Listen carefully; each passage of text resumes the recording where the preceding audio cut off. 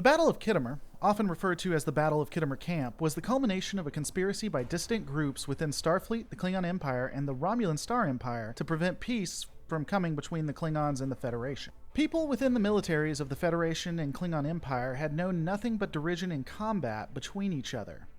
Peace really seemed unpalatable.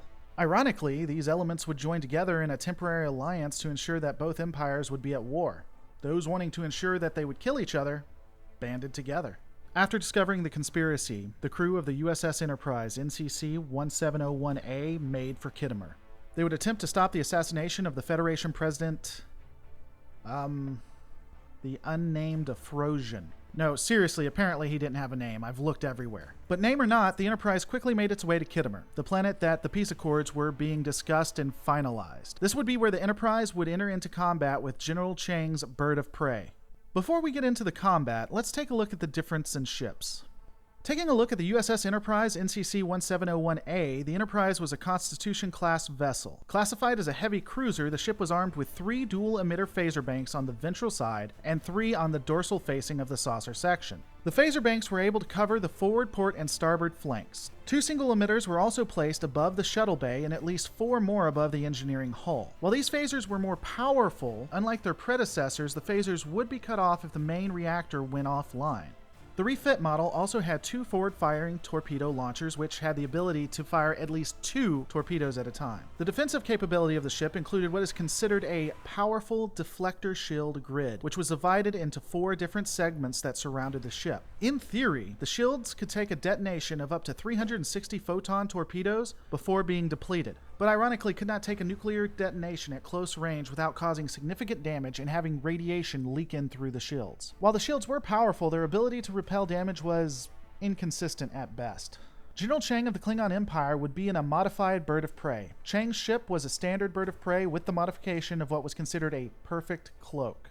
Classified as a warship, the standard Klingon Bird of Prey boasted 2 forward-firing wing-mounted disruptor cannons, 2 photon torpedo launchers positioned on the fore and aft deflector shields. In this era, and for this fight, the Bird of Prey was so outmatched by a Constitution-class ship, it is said that a Bird of Prey would have a 10-to-1 chance against winning. Both General Chang and Captain Kirk were known to be masterful tacticians for their respective governments, and both had proven themselves in combat. Now, some questions often do come up about this battle. Even with the perfect cloak, why didn't the Enterprise use its phasers on low power to fire randomly until it was able to get a solid hit on Chang's vessel? This would allow the Enterprise to find the Bird of Prey. After all, we saw this in Balance of Terror when Kirk used it against the Romulans, and again at the Battle in the Basin Rift when Picard used it against Shinzon. The differences in the Battle of Khitomer and the Battle in the Basin Rift is easy. The Bird of Prey in the Battle of Khitomer is much smaller than the Scimitar. It was also more maneuverable, which would be key. The ability to change direction on a dime would be paramount. Unlike the Scimitar, even if the Enterprise was able to score a direct hit, the ship would literally go in any direction and nullify the advantage. The Scimitar was a massive ship and thus would not be able to hide its position after getting hit.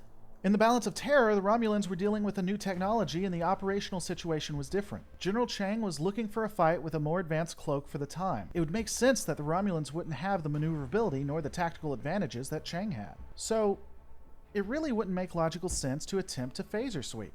Chang's ship was simply too small with more maneuverability, and it had the ability to be almost anywhere. In 3D space that includes up, down, forward, back, left, right, firing phasers would drain them, even on low power, so this tactic simply wouldn't work. So as stated, once the Enterprise arrived and was within 40 seconds of transporting to the ground, Chang opened communications and began to taunt Kirk, and then fired upon the Constitution-class ship. Kirk immediately ordered that the Enterprise reverse engines, giving Chang pause. Chang was cautious. This maneuver would have allowed the Enterprise to fire upon his ship, getting a better angle.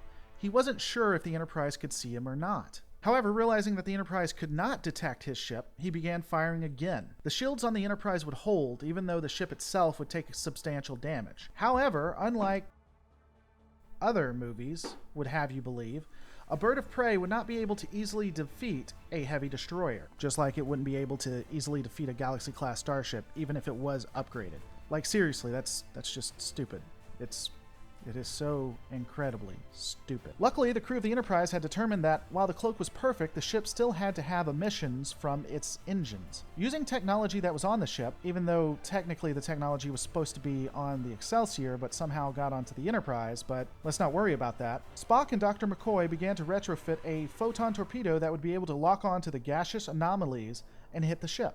While the Enterprise was getting pounded, the USS Excelsior, which had been running its engines at dangerous speeds to assist the Enterprise, arrived. The Excelsior-class ship was designed as a heavy cruiser and battleship.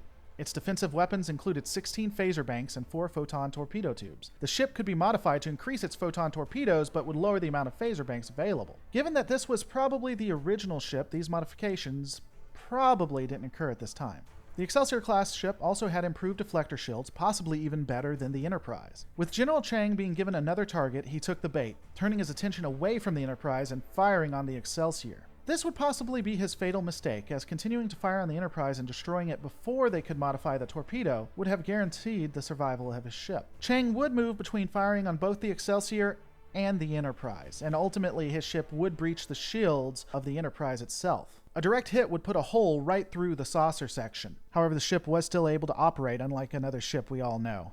Spock and Dr. McCoy were finally able to modify the torpedo, and once fired, scored a direct hit upon the bird of prey. Either due to a direct hit to the bridge or lack of ability to change course in time, the Excelsior and Enterprise locked onto the explosion and with only a few torpedoes destroyed the vessel, because heavy cruisers should be able to easily defeat birds of prey. With Chang's ship defeated, Captain Kirk and Sulu were able to stop the assassination of the president. Now, one question that continues to pop up is, why was this cloak never used again? Of course, it does fit the trope of no schematics, no prototype, no backup plan, so maybe this was the only ship that had it, and once destroyed, no idea how to remake it. I don't really buy this and think it's more likely that once the Klingon Empire realized this weakness, and they knew Starfleet knew this weakness, the cloak wasn't as useful. Another hypothesis is that it was not uncommon for Klingon houses to wipe out, purge, or weaken other houses. Perhaps this occurred to Chang's house. Regardless of reason, we never really see this type of cloak used again, to date at least. Another reasonable question is, why were there no other ships above Khitomer? Well, I do have some footage from my Borg vs. Dominion video that I think perfectly explains this, so here it is. But seriously, it makes no sense to me. If I had to rationalize it, I would either say that General Chang destroyed the ships and cut communications, somehow fooling those on the ground into thinking everything was fine, not unreasonable as he did have his contemporaries on both sides on the ground helping, or that the ships were ordered away. Again, not necessarily unreasonable. His contemporaries on the ground may have had the power to do this order for both sides, but this honestly is my best guess. That's what I think happened. What do you guys think? Let me know in the comments below, and I will see you on the next Lore Reloaded.